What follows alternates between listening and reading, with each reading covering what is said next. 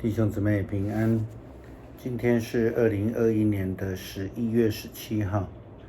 今天的经文是诗篇第3篇，列王纪上卷第8章22到30节，马可福音第13章9到23节。今天要跟大家分享的主题是末日的现象。关于末日的现象将会如何，有很多人都有很多不同的见解。那在圣经的启示录也有记载。今天的经文马可福音第13章，耶稣也有提到。很多基督徒对于末日的态度跟非基督徒面对死亡一样，充满着害怕、无助，甚至觉得茫然。但是这样的态度并不是基督信仰的目的。基督信仰的目的其实是要让人拥有那种以马内利的上帝同在的应许，也要让人有平安的同在。那么可能因为这样子，又有人要问了耶稣基督在这个马可福音13章所说的这一些现象到底是怎么一回事？看起来非常的吓人。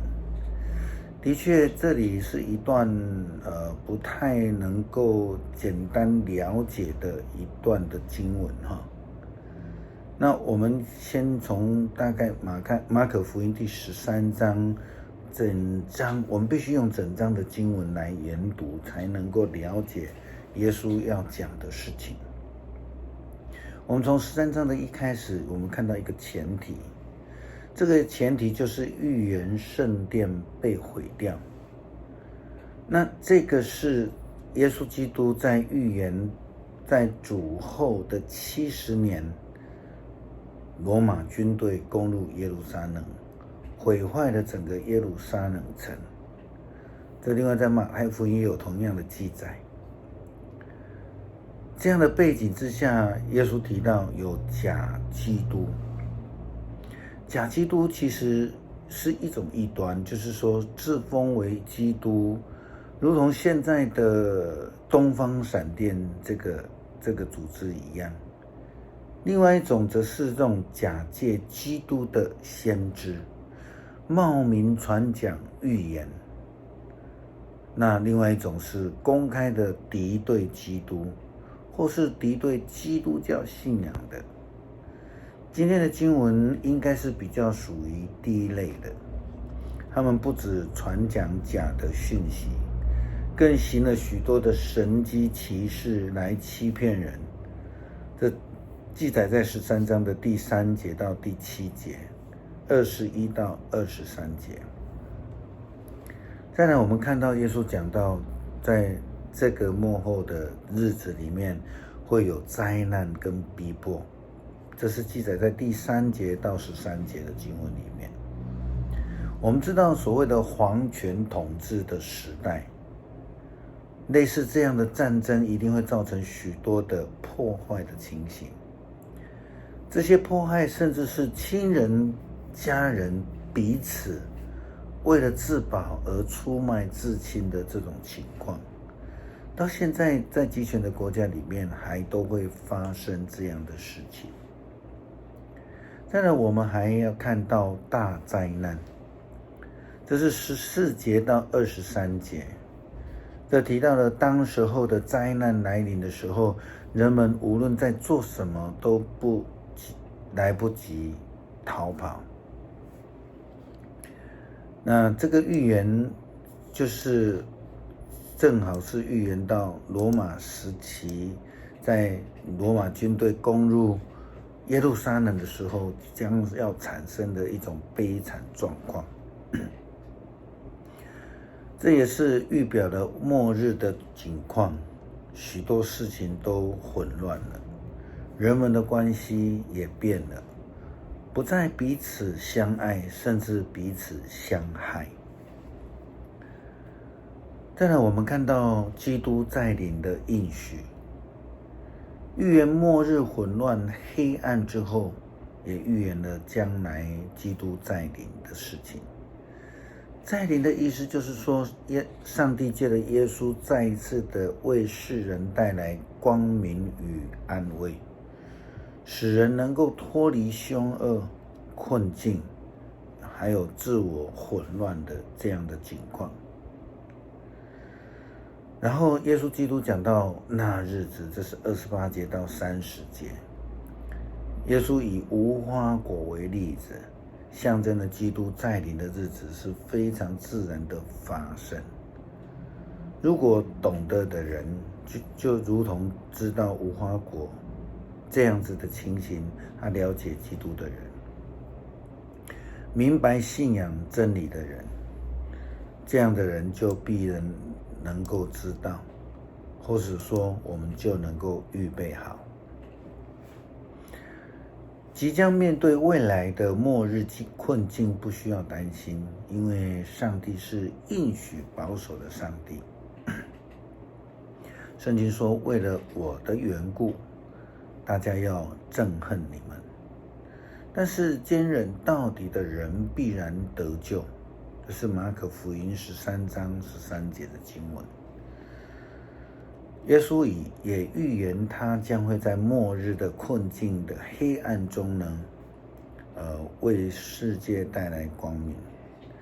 记载在24到27节。我们看到所罗门王的祷告，他说：上主，以色列的上帝啊，天上地下没有别的神可以跟你相比。你信守你与你子民所立的约，他们一心一意顺服你，你要向他们显示慈爱。你持守你对我父亲大卫的应许，到今日，每一个字，每一句话都实现了。上主以色列的上帝啊，现在我求你也实现你向我父亲所做其他的应许。你曾告诉他，他的后代若谨慎顺从你，像他一样，就永远有人做以色列的王。所以以色列的上帝啊，求你实现向你仆人我父亲大卫所应许的话。上帝啊，你果真会住在地上吗？即使是无边的天际也不够容纳你，何况我所建的这圣殿呢？上主我的上帝啊，我是你的仆人，求你垂听我的祷告，答应我今天在你面前的祈求。求你日夜看顾这圣殿，这是你选择作为敬拜你的场所。我面对这圣殿祷告的时候，求你垂听。你仆人和你的子民以色列人面对这地方祷告的时候，求你从天上的居所垂听，赦免我。这一段所罗门的祷告赞美祈求背景是当他们迎接约柜进入圣殿以后，所罗门王对人民说了训词，并且为他们祈福之后，这是所罗门王的祷告。在所罗门王的祷告当中，充满了谦卑、自觉、认罪、祈求，也告诉我们这个殿要成为祷告的殿。请我们在阅读列王纪上卷第8章27到30节。上帝啊，你果真会住在地上吗？即使是无边的天际也不够容纳你，何况我所建的这圣殿呢？上主我的上帝啊，我是你的仆人，求你垂听我的祷告，答应我今天在你面前的祈求。求你日夜看顾这圣殿，这是你选择作为敬拜你的场所。我面对这圣殿祷告的时候，求你垂听。你仆人和你的子民以色列人面对这地方祷告的时候，求你从天上的居所垂听，赦免我们。上帝在以色列人的困难当中应许保守他们，当他们太平的时候，他们也要纪念上帝，恳求上帝的恩。这是我们基督徒应当要学习的信仰人生态度。我们要谦卑，恳求上帝的同在与保守，好让我们在面对末日的大灾难当中不再惧怕，如同我们面对死亡、亲人的离世一样。我们知道我们将要往哪里去，因此我们不担忧，我们不惧怕。我们再一次用这个大卫的祷告诗篇来祷告。他说：上主啊，我竟然有这么多仇敌，有这么多人攻击我，他们谈论着我，说上帝不救助他。但上主啊，你是护卫我的盾牌，你让我得胜，使我抬得起头。